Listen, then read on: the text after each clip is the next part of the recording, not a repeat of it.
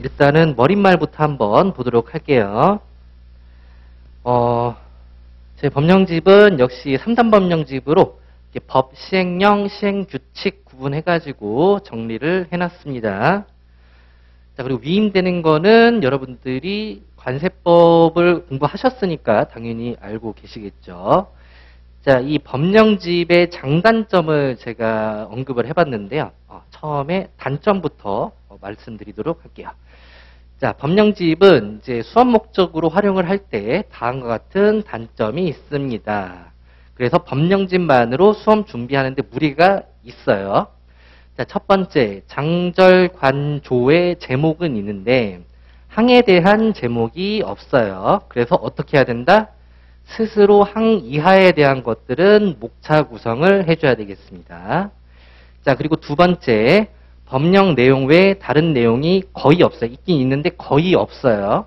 그래서 해당 조문을 이해하는데 필요한 배경 지식이 없다면은 오해하거나 이해할 수가 없습니다. 따라서 뭐가 안 돼요? 암기하기가 굉장히 불편해요. 그래서 암기량이 더 늘어날 수 있습니다. 이 말은 뭐예요? 암기하기가 불편하다라는 말하고 똑같은 거예요. 자, 그리고 각 조문 간의 유기적인 관계에 대해서 파악이 어렵습니다. 자, 이 부분은 법령집만의 내용이 아니에요. 왜냐하면 기본서를 하더라도 모아놓긴 모아놨는데 유기적인 관계에 대해서는 따로 설명을 드려야 되긴 해요. 그게 모든 법에 대해서 좀 강의가 필요한 그런 부분이라고 보시면 되겠어요. 관계에 대해서 파악이 어렵다. 그리고 법령에 분산되어 있는 관련 규정 등을 스스로 모아서 정리해야 되는 번거로움이 있습니다.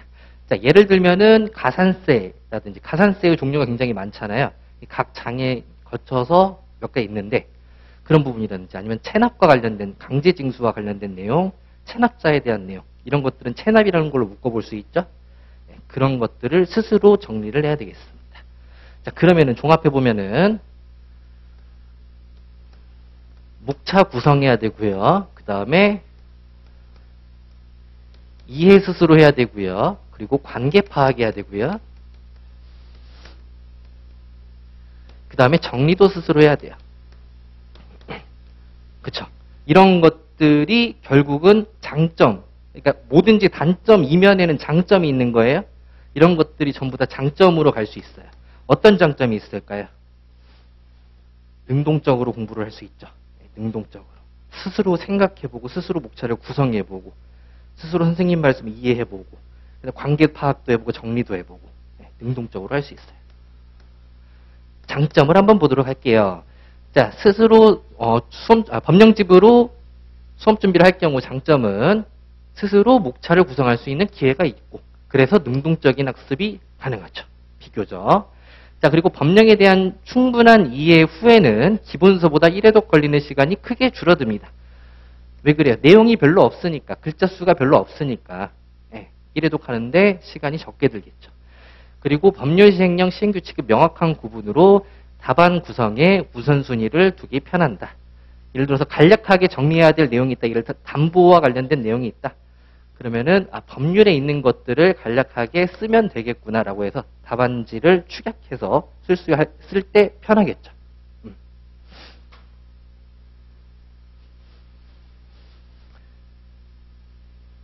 그래서 관세법에 대한 배경 지식이 없다면은 독학은 매우 비효율적이다. 당연하죠. 해설 강의 필수적이다. 그리고 기본서나 목차 노트, 우리는 기본서가 없죠. 그 대신 목차 노트를 발간을 할 거예요. 그래서 목차 노트를 활용해서 이런 단점을 메꿀 수 있습니다. 그래서 기본 이론 시간에는 목차 노트가 안 나가고요. 그 다음에 요약 정리 할 때, 핵심 정리 그 부분 할 때 목차 노트가 나오게 돼요. 그러면은 그 전까지 여러분들은 어떻게 해야 되겠어요? 스스로 목차를 짜보는 거죠. 그럼 스스로의 생각이 있으면은 목차 노트를 보고 자신의 생각을 수정하거나 확인해보는 시간이 될 수 있겠죠. 이런 식으로 활용하면 되겠습니다.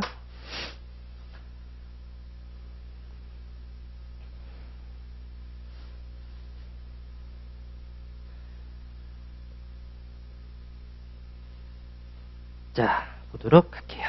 관세법 목차.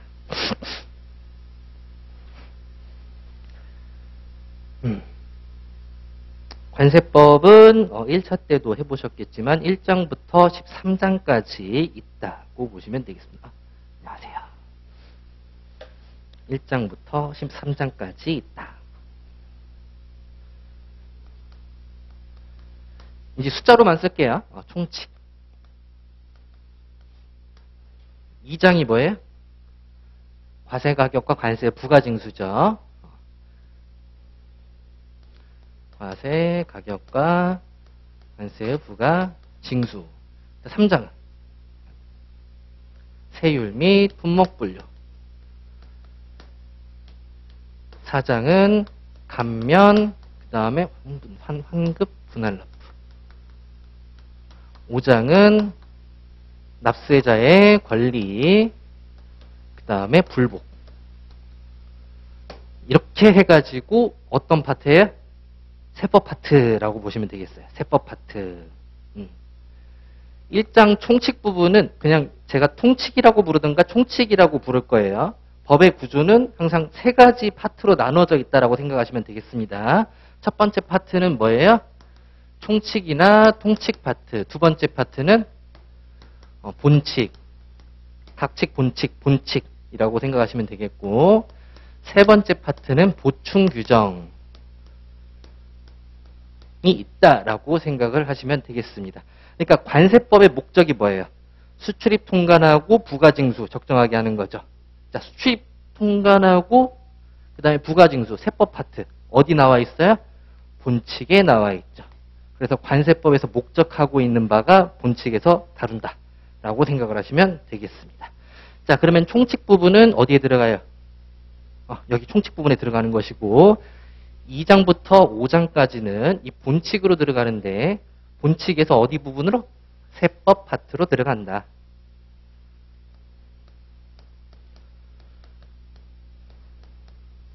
세법 파트로 들어간다.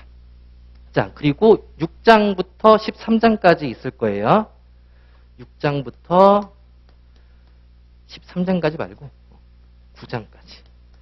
얘를 통관 파트라고 나눠볼 수가 있는데 통관 파트라고 나누지 않고 얘를 또 두 개로 나눠볼 거예요. 6장부터 8장. 여기를 물류 파트.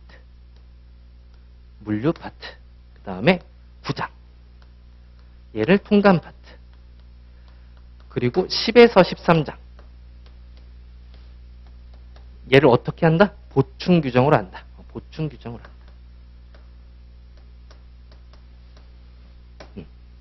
그래서 본칙은 총 몇 개로 나눠져요? 그러면 3개로 나눠지는 거죠. 세법 파트, 물류 파트, 통관 파트. 이렇게. 그래서 이러한 그 구분하는 거 있죠? 구분하는 것들을 각 절에서도 할 거고요.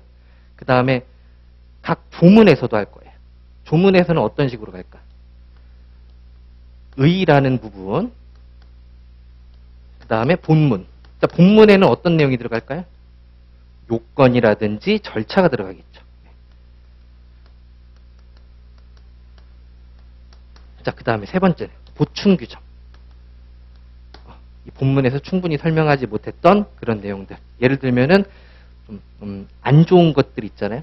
뭐 매각이라든지 이런 것들, 뭐 벌칙이라든지 이런 것들, 뭐 행정 제재라든지 이런 것들, 네, 그런 것들. 이런 식으로 구분을 해나갈 겁니다.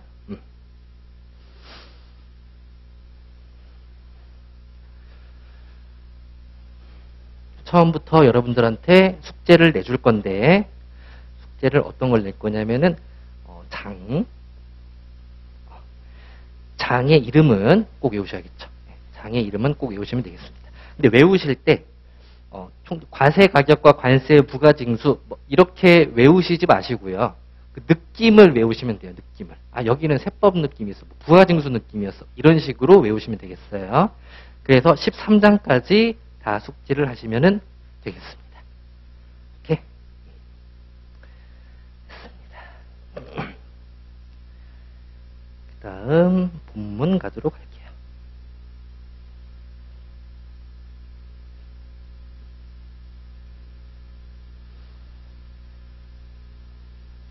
자, 관세법. 자, 총칙에서 통칙이네요. 1장 같은 경우 구조를 먼저 살펴보도록 하겠습니다.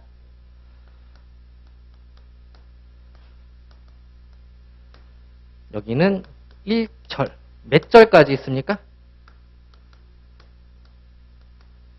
4절까지 있죠. 4절까지 있어요. 자, 1절은 통칙이에요. 자, 그 다음에 2절은 법 적용 원칙이고요. 자, 3절은 기간하고 기한, 4절은 서류의 송달. 이 중에서 1절 통칙에는 어떤 범위까지 언급을 하고 있고 이 적용 원칙은 어떤 범위까지 하고 있는지 이런 것들을 여러분들이 숙지를 하면 될 것 같아요. 이렇게. 자, 이 중에서 통칙 보도록 하겠습니다. 여기서는 1조 목적, 그 다음에 2조 정의, 그 다음에 3조 관세 징수의 우선, 그 다음에 4조 내국세 등의 부가 징수까지 언급을 하고 있네요. 그럼 총 4개가 있어요. 그죠?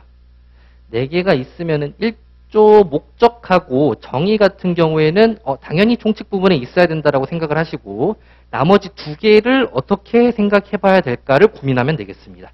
어떻게 생각하면 좋을까요? 자, 공통되는 부분이 뭐가 있죠? 제목에서.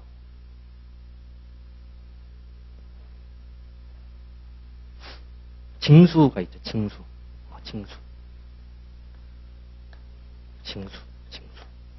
징수 부분이 있죠. 그래서 이 징수와 관련해서 언급을 하고 있구나라고 생각을 하시고 징수로 묶어보면 되겠습니다. 자, 그러면은 1절은 어떻게 생겼어요? 목적, 정의, 그 다음에 징수. 이렇게 3가지로 묶어서 생각을 하시면 되겠습니다. 자, 그 다음 처음부터 한번 읽어보도록 할게요. 자, 목적은 관세 부가징수 수출입 물품을 통관을 적정하게 하고 관세 수입을 확보한다. 그래서 경제 발전에 이바지한 목적으로 한다. 당연히 외우셔야 되겠고요. 자, 정의 부분 보도록 할게요. 자, 정의에서 몇 가지 있습니까? 19호까지 있어요. 19호까지. 자, 하나씩 보겠습니다. 자, 수입이란 외국 물품을 우리나라에 반입 그리고 하거나 우리나라에서 소비 또는 사용한 것을 말한다. 라고 해서 이렇게 긴 문장이 있죠. 그럼 여러분들은 처음에는 포커싱을 줘야 될 게 괄호 안에 있는 내용들은 다 버리셔도 괜찮아요. 처음 해독 때는. 괄호 안에 있는 내용 다 버리고 나머지 내용 중에서 중요한 부분이 어디가 있겠습니까? 외국 물품이라는 거 중요하죠. 외국 물품. 제가 그리고 요약 정리할 때 규칙이 있는데 물품은 네모로 쓰고요. 그 다음에 사람은 동그라미로 써요. 그래서 예를 들어서 세관장이다라고 하면은 그냥 세하고 동그라미. 관세청장이다. 그러면은 관하고 동그라미. 세관 공무원이다. 공 동그라미. 이런 식으로 표현을 해요. 물품은 외국 물품이니까 외하고 네모를 쳐서 합니다. 외국 물품을 우리나라에 반입하거나 소비 또는 사용하는 것을 말한다. 자, 그러면 수입은 반입 또는 소비 또는 사용. 이렇게 숙지를 하시면 돼요. 물어보면 바로바로 나와야 돼.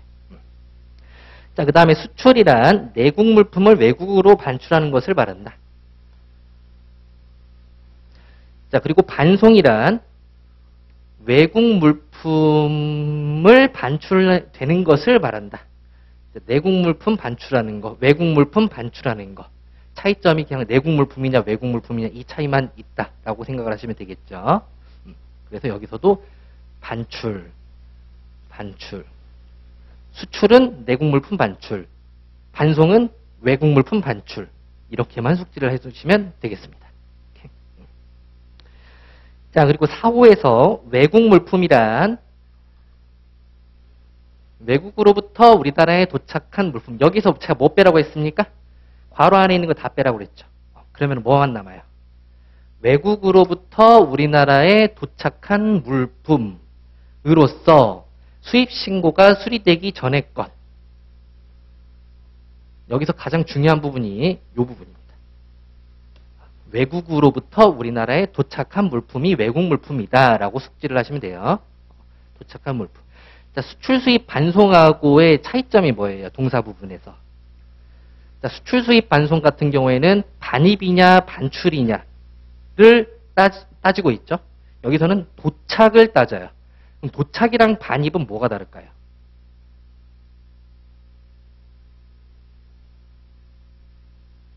달라요. 도착은 입항했다라고 생각을 하시면 되겠어요. 그리고 입항이라고 하는 것은 뭘 타고 입항하죠? 배나 항공기를 타고 입항을 하죠. 그러면은 그 배 안에 있는, 항공기 안에 있는 그 상태에서 우리나라 영역으로 들어온 거, 그게 도착이죠. 그러면 반입이나 반출은 뭐예요? 그 배에서 내려가지고 가거나 아니면 그 배에 실려 가거나 그런 차이점이 있죠. 그래서 도착이랑 반입은 구분을 해주셔야 되겠어요. 그럼 외국으로부터 우리나라에 도착했을 때의 물품의 상태는 외국 물품이다라고 보시면 되는 거예요. 그죠? 그럼 도착하기 전에 있는 물품은 뭐예요? 외국 물품이 아니죠. 그럼 내국 물품도 아니에요. 수입 물품도 아니고 아무 물품도 아니에요. 그 말은 뭐예요? 관세법에 적용을 받지 않는다라는 말이에요. 관세법에 적용을 받으려면 어떻게 해야 된다? 우리나라에 도착을 일단 해야 된다. 그래서 나중에 보면 계속 도착이라는 말을 계속 써요. 됐습니다. 자, 나목 보지 않겠습니다. 그래서 과목만 내가 숙지를 해야겠다. 외국으로부터 우리나라에 도착한 물품이 외국 물품이다. 자, 5호 내국 물품이란 다음에 어느 하나에 해당하는 물품을 말한다. 자, 뭐만 봐야 돼요? 과목만 보세요. 과목만 보세요. 우리나라에 있는 물품으로서 외국 물품이 아닌 것. 자, 여러분들을 너무 과소평가하고 그런 건 아니니까 제끼라는 건 일단 제끼세요. 이렇게. 그래서 과목하고 과목. 그래서 이런 것들은 확실하게 숙지를 해주셔야 되겠다. 자, 그 다음에 국제무역선이란, 국제무역기란, 국내운항선이란, 국내운항기란, 선박용품이란, 항공기용품이란 계속해서 나오고 있죠. 그러면 여러분들이 다 읽었어요. 그 다음 해야 될 행동이 뭐가 있을까요? 공부를 할 때. 다 숙지를 했으면은 얘네들을 조합을 해서 묶어보고 나눠봐야 돼요. 오케이? 얘네들가 뭐로 묶어져 있어요? 정의라는 걸로 묶어져 있죠. 그럼 어떻게 나누면 돼요? 이미 나눠져 있잖아요. 19개로. 묶어서 나눠야 되겠죠. 묶어서. 처음에 저는 통관등이라고 묶어놨습니다. 통관등. 그래서 어디까지 가냐면은 15호까지. 15호까지. 그 다음에 두 번째는 뭐가 나와요? 사람 나오죠? 운영인하고 세관 공무원. 사람.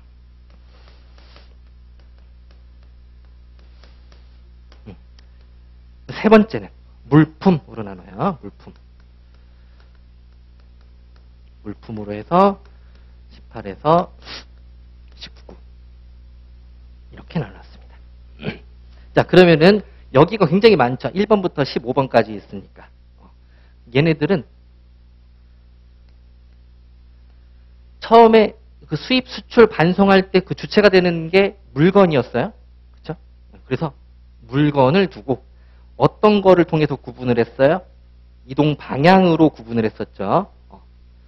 반입되거나 반출되는 걸로 구분을 했었죠. 그렇죠? 그래서 얘를 수출 수입 반송으로 생각을 하시면 되겠고요. 그 다음에 정의를 하고 있는 게 뭐예요? 이 물품에 대해서 정의하고 있죠. 외국 물품인지 내국 물품인지. 그럼 이 외국 물품인지 내국 물품인지는 어떤 걸 통해서 이동을 합니까? 운송수단을 통해서 이동을 하죠. 그럼 운송수단은 뭐가 있어? 4가지가 있어요. 둘둘 묶어볼 수 있죠.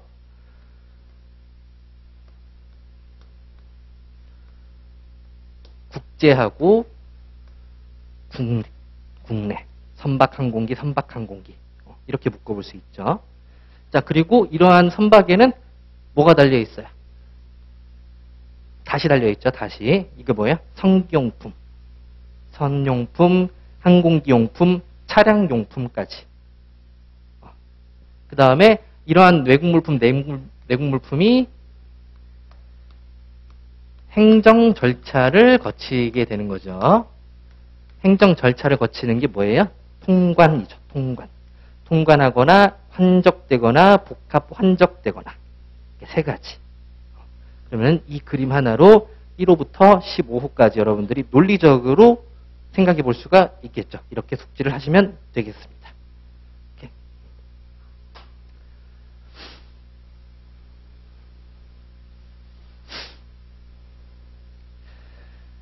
자, 정의도 다 외우셔야 돼요. 정의도 물어볼 수 있으니까.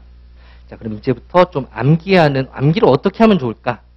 라는 식으로 문장을 정리하는 시간을 좀 가져볼 거예요. 자, 국제무역선, 국제무역기. 자, 문장을 어떻게 정리를 할까요? 여러분들이 이제 외운다고 하면은 얘네들을 계속 그냥 계속 읽어보는 식으로 하시는데, 공통되는 것과 공통되지 않은 것을 같이 생각해 보면 되겠죠. 그럼 공통되는 부분이 뭐가 있어요? 무역을 위하여 우리나라와 외국 간을 운항하는. 그렇죠? 운항하는.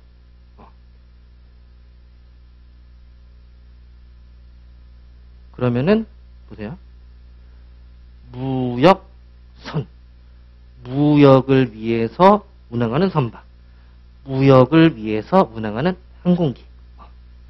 그래서 우리나라 외국 간 이런 것들을 보지 말고 무역을 위해서 운항하는 선박이나 항공기라고 묶어보면 되겠죠. 이렇게 해놓은 상태가 정리가 됐다라고 보시는 거예요. 정리가 돼. 외울 준비가 됐다. 이렇게. 그러면은 이제 여기에서 무역을 위하여는 쉽게 들어올 수 있는데 우리나라 외국 간을 암기하기가 좀 까다로울 수 있어요. 이해는 하고 있지만 그럼 이럴 때 두 문자를 따면 돼요. 네. 우회간 이렇게. 우회관 이렇게. 다 딸 건 아니고 예를 들어서 이렇게 한다라고 생각을 하시면 되겠습니다. 우회관. 그래서 무역을 위해서 우회관을 운항하는 선박, 무역을 위해서 우회관을 운항하는 항공기 이런 식으로 읽으시면 돼요. 이렇게. 자, 그럼 국내 운항선은 얘는 암기할 필요가 없죠. 왜? 국내 운항선 제목을 풀어서 쓰면 돼요. 네, 국내 운항선 이렇게 제목을 풀어서 쓰면 돼요. 국내 운항기.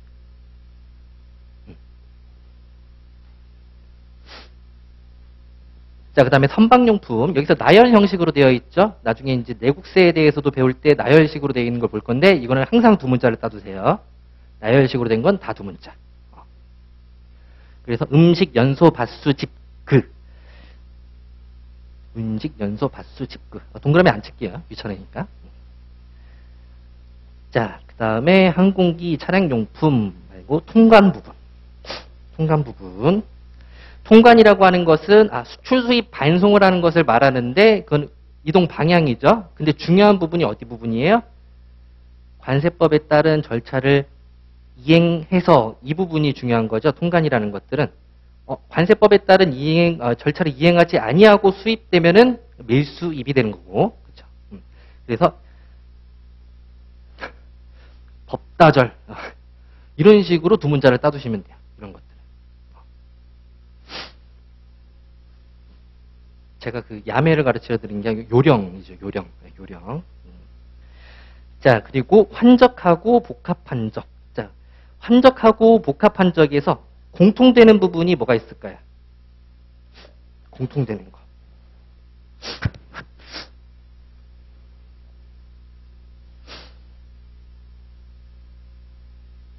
뒤에 부분이 똑같죠? 그렇죠? 옮겨 싣는 것. 옮겨 싣는 것을 말한다. 그렇죠? 환적이란 옮겨 싣는 거구나. 어디에서 어디로? 입국하는 선박에서 출항하는 선박으로. 그렇죠?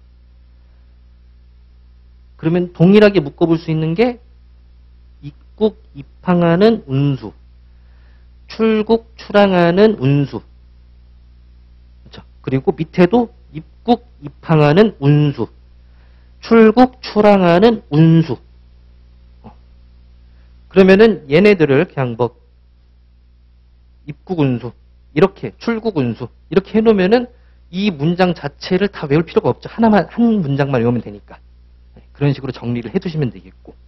그 다음에 다른 점이 뭐예요?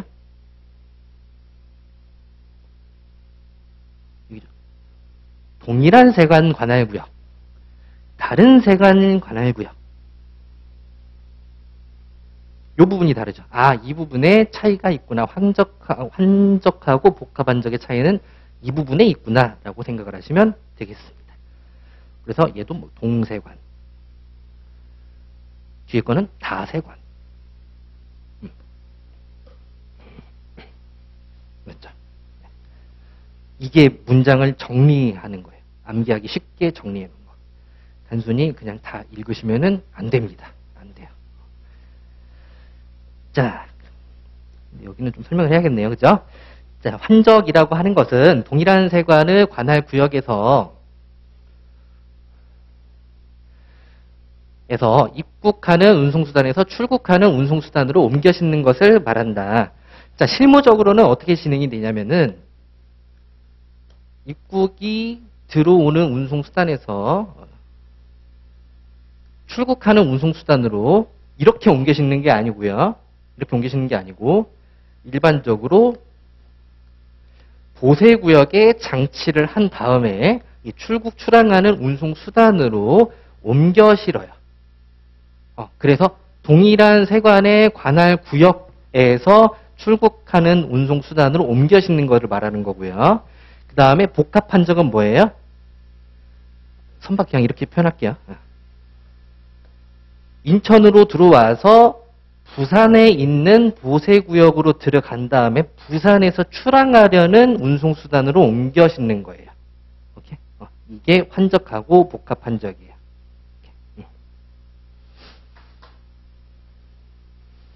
근데 이렇게 이해를 하시고 여러분들이 생각을 할 때는 그냥 동일한 세관 관할 구역에서 이렇게 싣는 거다라고 환적을 생각하시면 되겠습니다. 그런 문장 쓰기가 편해요. 네. 복합환적. 복합환적. 입국하는 데에서 다른 세관의 관할 보세구역, 관할 구역으로 들어가서 출국, 출항하는 운송수단으로 옮겨 싣는 것이라고 생각을 하시면 되겠고. 이렇게 그림을 그려놔도 괜찮겠습니다.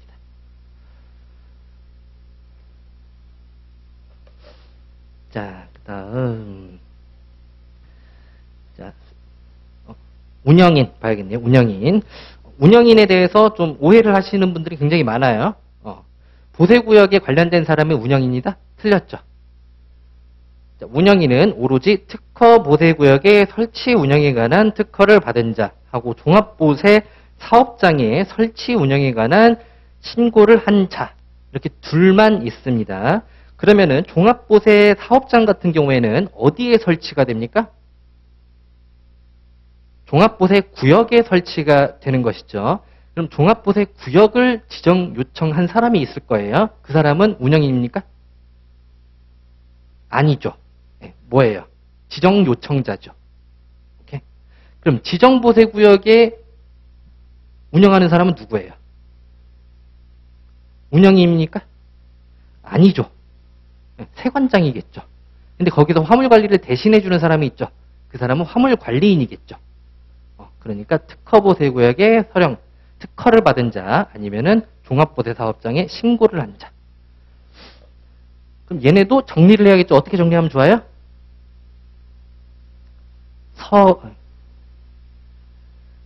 서령 특허를 받은 자. 이거 실제로 있는 용어예요. 서령 특허를 받았다. 그리고 서령 신고를 한 자. 이것만 알아두면 되겠죠. 앞에 있는 거 특허나 종합을 여러분들이 굳이 외우실 필요는 없는 게 신고를 하는 건 당연히 종합이어야 되고 특허를 받는 건 당연히 특허보세구역이어야 되겠죠. 네, 그래서 굳이 앞에 있는 내용은 안 외우셔도 되겠습니다. 자, 17호 세관 공무원이란 다음 강목의 사람을 말한다. 자, 관세청장, 세관장, 소속 공무원. 그러니까 그냥 세관 공무원을 말하는 거겠죠? 그렇죠? 관세청장, 세관장, 소속공무원. 근데 얘가 좀 웃기긴 해요. 세관공무원이라고 관세법 전반에 걸쳐서 표현하고 있는 게 그냥 일반 관세직 공무원을 언급을 하고 있거든요. 근데 여기서 이렇게 식으로 정의를 해놓게 되면은 그 세관공무원이라는 거 표현을 했을 때 관세청장이나 세관장도 포함이 돼야 되는 거잖아. 근데 그렇게 표현을 안 하고 있어. 그래서 이상하긴 해요. 그래서 정의를 따로 배우셔야 돼요. 이 정의를 가져다가 거기다 적용을 하지는 마셔라. 오케이? 자, 그 밖에 관세청 소속기관의 장, 그리고 그 소속 공무원. 대표적인 기관이 관세평가분류원이에요. 관세평가분류.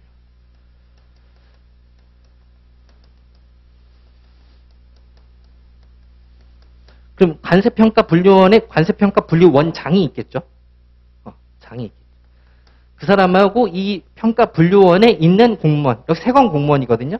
네, 세관공무원. 네, 그 공무원도 세관공무원이라고 부른다.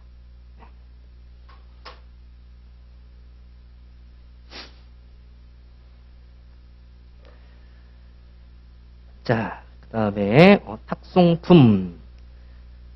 자, 탁송품이랑 상업서류, 견본품, 자가사용물품, 그 밖에 이와 유사한 물품으로 국제무역선, 국제무역기, 국경출입 차량을 이용한 물품의 송달을 업으로 하는 자에게 위탁하여 우리나라에 반입하거나 외국으로 반출하는 물품을 말한다. 자, 그러면은 여기에서 우리나라에서 반입 반출하는 물품이라고 생각을 하시면 되겠죠. 반입 반출하는 물품을 말한다. 근데 어떤 물품 중? 이 물품 중. 자, 이 물품 중. 이 물품이 뭐예요? 상업서류, 견본품, 자가사용물품, 그 밖에 이와 유사한 물품. 얘네는 어떻게 숙지를 하라고? 암기식을 따면 된다고. 상견자기, 상견자기 뭐 이런 식으로 따면 돼요. 근데 여러분들 이해를 할 때는 견본품으로서 이런 식으로 숙지를 하시면 되겠습니다. 견본품으로서 앞에를 외울 필요가 있어요? 없어요. 네. 물품의 송달을 업으로 하는 자, 물품으로서 송달업을 하는 자에게 위탁하여 반입반출하는 물품을 말한다. 라고 해야지 문장이 눈에 들어와요. 견본품으로서 송달업을 하는 자에게 위탁해서 반출입하는 물품을 말한다.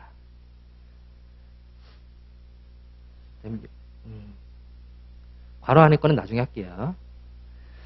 자, 전자상거래 물품이란 어떤 거예요? 전자상거래 물품이란 전자적으로 거래가 이루어지는 수출입 물품을 말한다. 라고 하면은 전자거래 수출입 물품 제목에다가 붙여놓을 수 있겠죠. 이렇게 제목도 활용을 하는 거예요.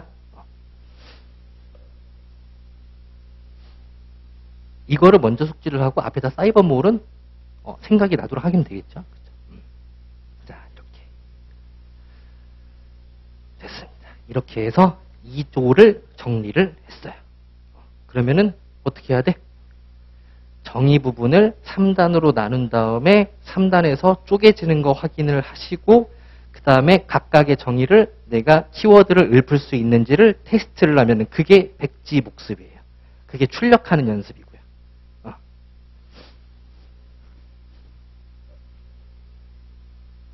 그렇게 됐을 때 여러분들이 문장은 외울 수는 없지만 이 정의에 있는 몇 가지가 있고 그런 것들의 순서는 어떻게 된다까지는 충분히 숙지가 돼 외워져요. 네, 그것을 노리는 거지 문장 외우려는 건 아니에요. 아직은.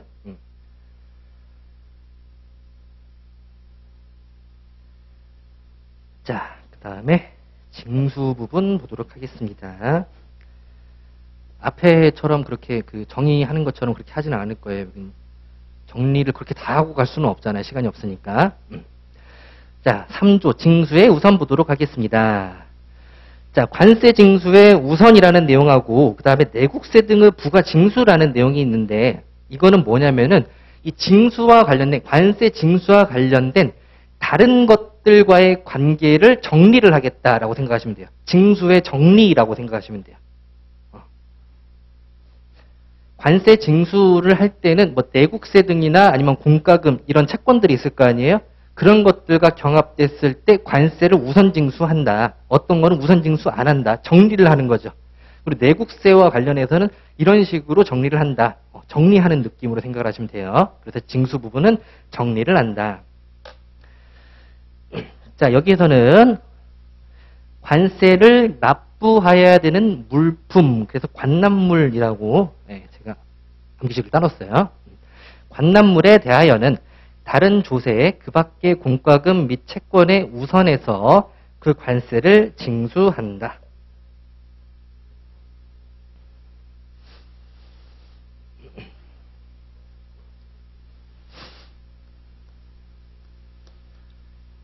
관세를 납부해야 되는 물품이 뭘까요?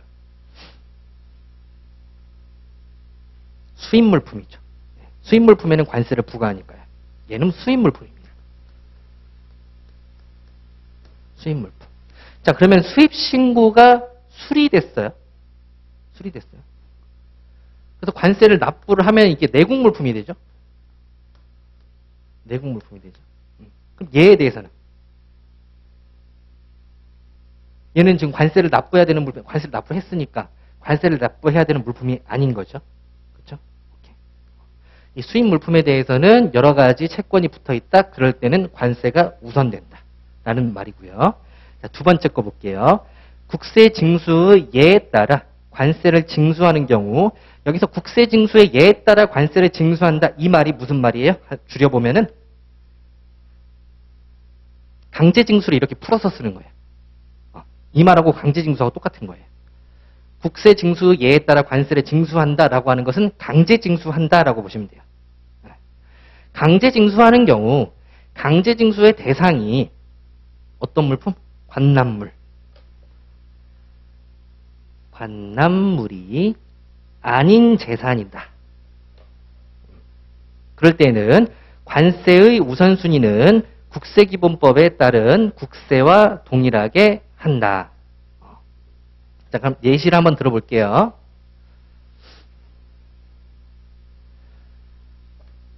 외국으로부터 물품이 수입됐습니다. 그럼 수입되고 수리가 됐으면은 납세 신고 수리일로부터 15일 이내에 납부를 해야 되는 거죠. 그럼 일단은 얘는 내국 물품이 됐고 아직 납부를 하지 않은 상태예요. 납부를 하지 않았어요. 이 사이에 외국 물품이 하나 더 있는 거예요. 하주 거. 이 외국 물품이라고 하는 것은 우리나라에 도착한 물품으로서 수입신고가 수리되기 전의 것이죠. 그렇죠? 동일한 하주 겁니다. 자, 그리고 이 사람의 집이 있어요.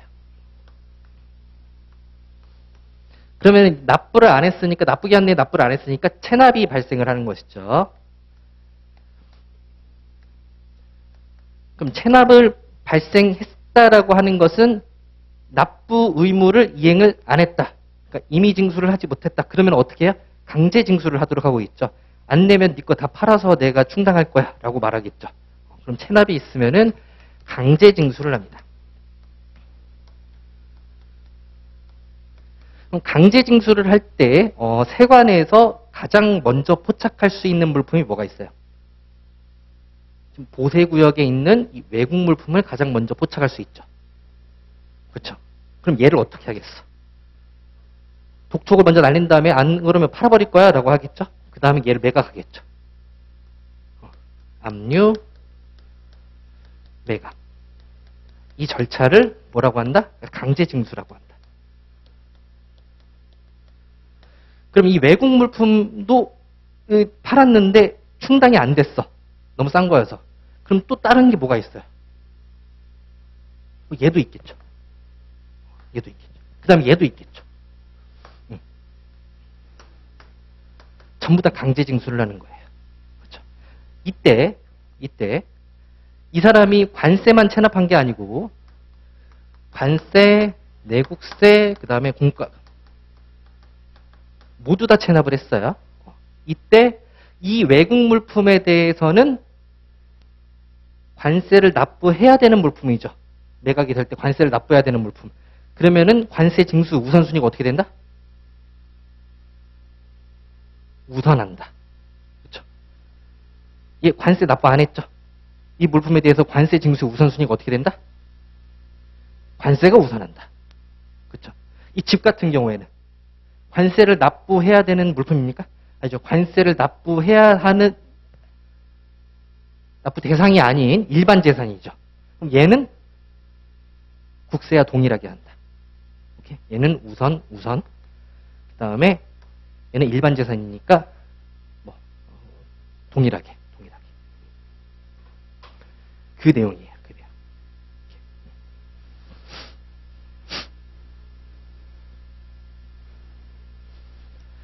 이해를 이렇게 하신 다음에 암기는 어떻게 한다? 관납물에 대해서는 조공채 우선해서 관세를 징수한다. 관납물 OX 이런 식으로 정리를 하시면 돼요. 관납물이면은 우선한다. 관납물이 아니면은 동일하게 한다. 라고 해서 틀을 전체적으로 잡아보시면 되겠습니다.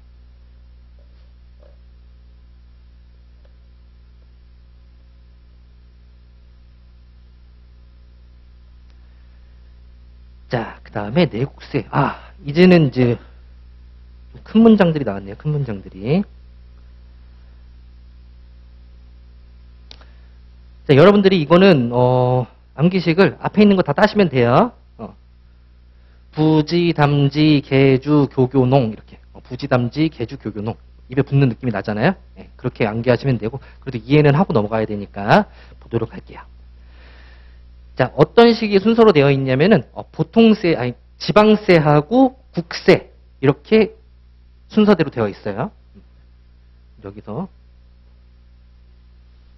우리나라 조세가 있으면은 국세가 있고요. 지방세가 있어요.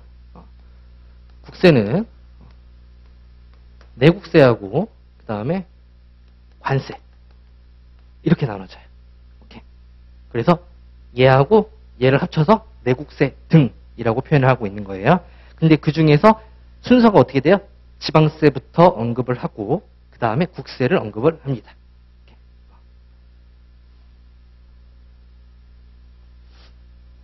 그 다음 보통세부터 언급을 하고 목적세를 언급을 해요. 보통세라고 하는 것은 목적이 없는 세율이에요. 걷어서 쓸 목적이 없어요. 쓰는데 일반적으로 쓰는 거지 어떤 특정 목적을 가지고 있지 않는 거고 이 목적세 같은 경우에는 교육 쪽에만 쓰겠다. 이런 느낌으로 보시면 되겠습니다. 자, 그러면은 여기서는 어떻게 정리를 하면 되겠냐? 자, 수입물품에 대해서 세관장이 부가징수하는 이런 내국세 등의 부가징수 환급 등에 관해서 내국세 법 등의 규정과 관세법의 규정이 상충되는 경우 이 법의 규정을 우선해서 적용한다. 이거를 이렇게 쉽게 해도 헷갈려요. 수세내 요거는 따놓으세요. 수세내. 수입물품에 대하여 세관장이 부가징수하는 내국세 등, 수세내 등의 뭐와 관련해서 이 부분이 많이 빠지거든요. 수세, 내국세 등을 부가징수 환급할 때라고 생각하시면 되겠습니다. 부가징수 환급할 때 내국세 등, 세법 등, 내국세법 등의 규정과 관세법의 규정이 상충되는 경우 뒤에 문장은 숙지가 충분히 되니까 상관이 없어요. 그래서 하이라이트를 쳐보면은 수세내에 대한 부가징수 환급과 관련해서 내국세법 등의 규정과 상충되는 경우 여기까지 숙지를 하시면 되겠습니다. 자, 그 다음에 여러분들이 외우실 거는 그 부지담지 계주, 교교농 이렇게 암기식 외우시면 되겠고 여기서 질문이 들어왔었던 적이 있어요. 어떤 게 질문이 들어왔었냐면은 시행령 부분 한번 볼게요.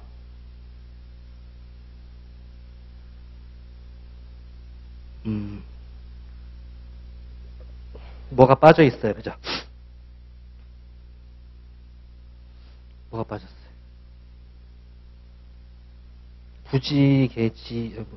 부지교직, 부지담지 교교농인가요? 개주교교농. 담배 소비세하고 지방 교육세가 빠져 있어요.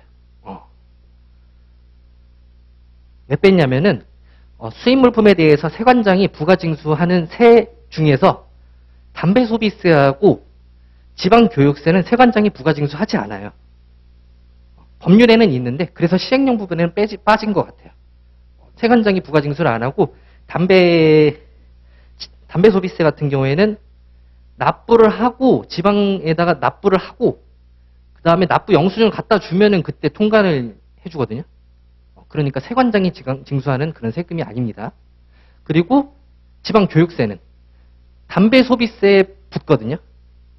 담배 소비세에 붙는 게 지방 교육세예요. 그래서 역시 지방세에다 내야겠죠. 그래서 이 부분은 없더라. 그리고 하나, 지방소비세. 지방소비세는 여러분들이 나중에 실무하면서 볼 일이 없거든요. 왜 안 보냐면 부가가치세에 포함이 되어 있어요. 그래서 10% 부가가치세 있잖아요. 거기에 몇 퍼센트더라? 한 5% 정도? 5% 정도 분할해가지고 지방 쪽으로 넣어줘요. 따로 부가징수하는 게 아니에요. 자, 그러면은 여기도 정리가 됐다. 자, 그 다음에 2항 보도록 할게요. 수세내 똑같이 있죠. 수세내 똑같이 있네요. 그렇죠? 수세내 등의 뭐가 발생했을 때, 체납이 발생하였을 때 어떻게 한다? 세무서장이 그 체납세액을 징수할 수 있다. 자, 위에는 뭐였어요? 수세내의 부가징수 환급과 관련해서 상충되는 경우에는 이라고 표현이 되었고, 여기서는 수세내의 체납이 발생했을 때에 대해서 정리를 하고 있죠. 세무서장이 징수할 수 있다.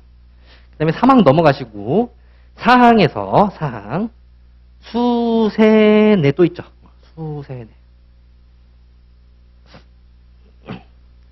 에 대한 뭐에 관련된 거예요? 담보와 관련해서. 수세내와 관련된 담보는 어떻게 한다? 관세법을 적용한다. 관세 규정을 준용한다. 적용한다. 준용한다가 아니고 적용한다. 그리고 3항 같은 경우에는 언제 쓰냐면은 그냥 가산세하고 강제징수비를 언급을 할 때 같이 저도 언급을 해줄 거예요. 왜냐하면은 가산세를 부가징수하는 절차 자체가 안 나와 있어요. 강제징수비도 어떻게 부가징수해야 되는지 안 나와 있어요. 근데 어떻게 한다? 관세의 부가징수 환급 규정을 적용한다. 똑같이 해라. 그러면은 예를 들어 볼까요? 가산세의 부가징수를 어떻게 할까? 관세의 부가징수는 어떻게 하는지 알아야겠지. 관세의 부가징수 어떻게 해요? 그렇지. 신고, 납부, 부가, 고지 방법으로 하죠. 그럼 가산세도 어떻게 한다? 신고, 납부 방식으로 할 수 있고 부가, 고지 방식으로 할 수 있다. 라고 생각하시면 되겠어요. 오케이. 됐습니다. 그래도 여기까지는 정리를 좀 해볼게요. 자, 옆에 보도록 하겠습니다. 체납된 내국세 등의 세무서장 징수라고 되어 있네요. 그러면은 지우시고 세무서장이 체납된 내국세 등을 징수하기 위해서는 다음의 요건을 충족해야 된다. 다음의 모든 요건을 충족해야 된다. 이렇게 숙지하시면 되겠죠. 세무서장이 체납된 내국세 등을 징수하려면은 모든 요건에 해당해야 된다. 그럼 그 요건이 두 가지가 있는 거죠. 하나, 둘. 내국세 등만 체납됐고 1천만 원 초과했을 것. 그리고 단서가 달려 있네요. 다만 계류 중인 경우, 회생계획인가 결정을 받은 경우, 압류 등 강제징수가 진행 중인 경우, 압류매각의 유예를 받은 경우에는 세무서장이 징수하게 할 수 없다. 여기는 요건이 4개가 있어요. 4개가 있어요. 자, 그러면은 이 1항의 제목을 뭘로 하면 좋을까요?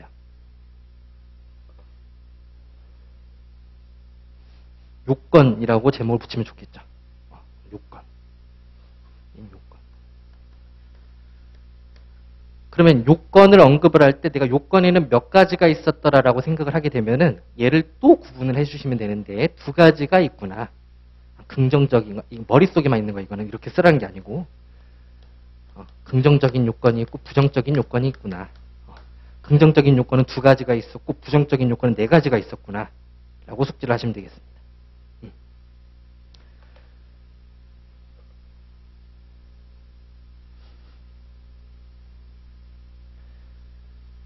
자, 그리고 이의신청, 심사청구, 심판청구 요 부분 보고 있거든요. 이의신청, 심사청구, 심판청구 또는 행정소송이 계류 중인 경우. 자, 여러분들이 1차에서 배웠다시피 지금 여기에서 빠져있는 게 뭐냐면은 감사원법에 따른 심사청구가 있어요. 감사원법의 심사청구는 이 심사청구에 같이 포함이 안 되는 거예요. 따로 언급을 합니다. 항상 따로 언급을 해요. 네, 감사원법에 따른 심사청구라고. 그래서 여기서는 감사원법에 따른 심사청구를 뺀 불복의 계류 중인 경우 라고 생각하시면 되겠고, 그 다음에 나머지 같은 경우에는 전부 다 징수를 할 수 없는 상태이기 때문에 적어놓은 거예요. 회생계획 인가 결정을 받은 경우, 법원에서 회생계획 인가 결정을 받았다는 것은 법원에서 약간 징수하지만 아니면 분할해서 납부해 라고 결정을 해준 거거든요. 회생할 수 있도록. 그러니까 이때는 세무서장이 징수할 수 없게 하겠죠. 징수를 할 수 없는 상태니까. 강제 징수, 이미 징수가 진행 중인 거죠. 그리고 압류 또는 매각을 유예받은 경우, 유예를 받았는데 징수하게 하면 안 되겠죠. 그래서 징수할 수 없는 경우 세 가지. 하나는 불복.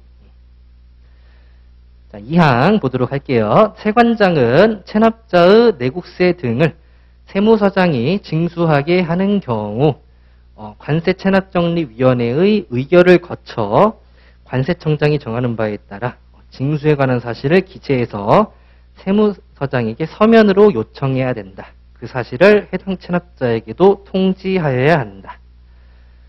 정리를 안 하면은 외울 수가 없다. 그만 강조할게요. 자, 봅시다. 세관장은 이 가운데 있는 내용 우리가 알고 있는 거죠. 세무서장이 징수하게 하는 그런 경우니까. 위원회의 의결을 거쳐, 체납정리위원회 의결을 거쳐 서면으로 요청해야 된다. 가 틀이 되겠죠. 네. 세관장은 어떻게 한다? 세관장은 의결 거쳐서 서면으로 요청해야 된다. 이때 해당 사실을 체납자에게도 통지를 해줘야 된다. 자, 3항 볼게요. 이 항에 따라 징수를 요청받은 세무서장이 체납된 내국세 등을 징수한 경우 세무서장이 징수한 경우 세관장에게 통보하면 돼요. 세관장에게 통보하면 돼요. 근데 강제징수 절차 진행이 불가능하게 된 경우, 지금 여기서 왜 강제징수라는 표현이 나왔을까요? 여기는 징수라는 표현이 나오고, 강제징수든 임의징수든 이미 징수를 하면 되니까 상관은 없겠죠. 근데 지금 여기에서는 강제징수 절차가 불가능하게 됐다는 것은 이미 체납된 세액이죠. 체납된 세액은 임의로 납부를 안 했으니까 당연히 강제징수를 하겠죠. 강제징수 절차 진행이 불가능하게 된 경우 세관장하고 체납자에게 통보 통지하여야 된다. 그래서 사망 같은 경우는 두 가지로 나눠지겠네요. 그죠? 징수를 한 경우, 그 다음에 징수가 불가능하게 된 경우. 둘 다 어떻게 해야 된다? 통보를 해줘야 된다. 불가능하게 된 경우는 둘한테. 이렇게. 자, 그럼 2항하고 3항은 어떻게 정리를 하면 될까요? 그렇죠. 절차라고 하시면 되겠죠. 절차.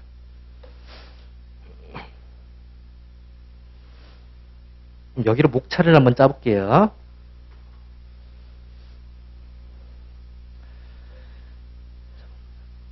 첫 번째, 의의.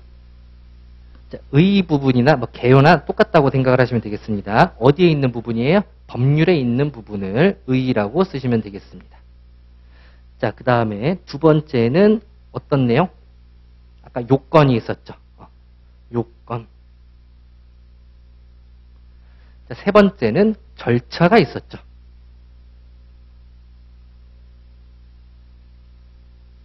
절차는 어떻게 나눠집니까? 두 가지로 나눠지죠. 그렇죠? 자, 그러면은 첫 번째 목차는 요청. 저는 두 번째 목차는 징수라고 표현을 합니다. 여러분들이 마음에 드는 단어로 쓰시면 되겠습니다.